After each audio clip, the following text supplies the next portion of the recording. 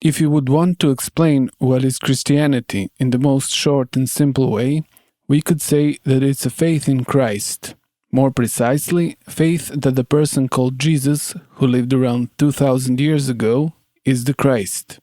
So what does the word Christ mean?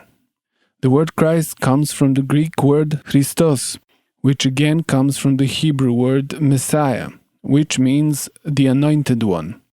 Here, anointment refers to a Hebrew ritual of consecrating someone as a king by putting consecrated oil upon him.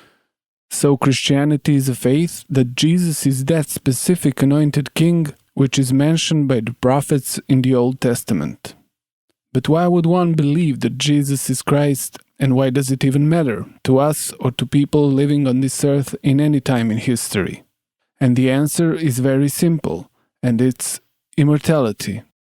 It's the main reason why his disciples believed in him and accepted Jesus as Christ. If you know the story, you know that almost all of his disciples ran away when he was arrested and crucified. But after seeing him resurrected in person 3 days after he died, they finally believed that he is the Son of God. And why is this so? Because never in the history of the world had a man came back from the dead and showed himself as immortal. And we will try to be precise here as much as possible. There have been other people that came back from the dead, like the man Lazarus, who was resurrected by Jesus himself a while before that. Lazarus was a man who was dead for 4 days before Jesus resurrected him, and the Gospel says that he already started to smell. In other words, to decay. There are also few stories about people coming back from the dead from different eras around the world. But notice that the difference is that only in the case of Jesus, we had a man who came back alive from the grave, but still had wounds from which he died of on his body. That means that it's not a temporary comeback to the previous state of mortality, which would end up in death later again. It was for good this time. That's what immortality means, not being able to die. Jesus came back with a physical body that was exactly like it was at the moment of his death, still having wounds that killed him, except he wasn't dead now, he was immortal. The Apostle Thomas, Doubting Thomas as we call him, who wasn't present when Jesus first appeared to the apostles, stated that he won't believe Jesus is alive until he touches his wounds with his own hands. And it's exactly what he did later when he saw Jesus for the first time after his death on the cross. He touches his wounds and confirms he's not a ghost or some kind of hallucination, individual or collective. Aside from his wounds, the realness of Jesus' body was also pointed out in the Gospel through the fact that he was eating with the apostles, meaning that he had a regular functioning body in every way. So in the example of resurrection of Christ, we see that he still had his regular human body with all of his characteristics, except from presence of death and decay. And that is the definition of immortality, not being able to die. The absence of death, the absence of mortality. That is why the event of resurrection was the main reason for faith in Jesus by the apostles and subsequently by other people who were becoming Christians later on. Resurrection is a consequence of Christ's immortality, that is. Not as a phenomenon that, as we said, occurred before with Lazarus, for example.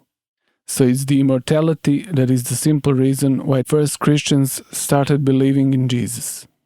Everything else about Christianity comes out of that and after that. And we can see that it's a big deal, so to speak.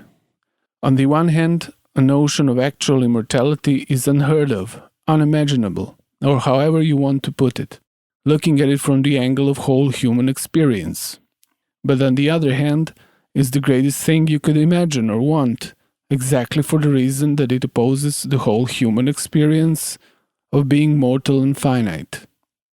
When we present Christianity like this, it's no wonder it spread like fire through the Roman Empire.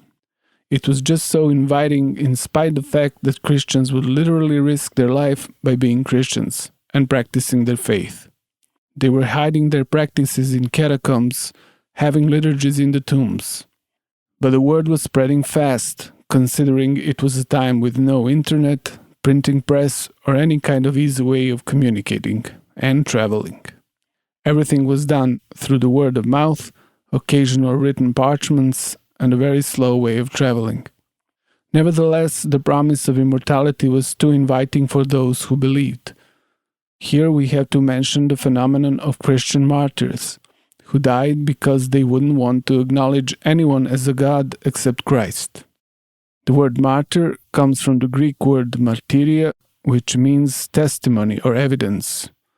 With their preparedness to die, they basically were giving testimonial or giving evidence of what they believed in, that Christ is immortal and that they will also be immortal with him when he comes again.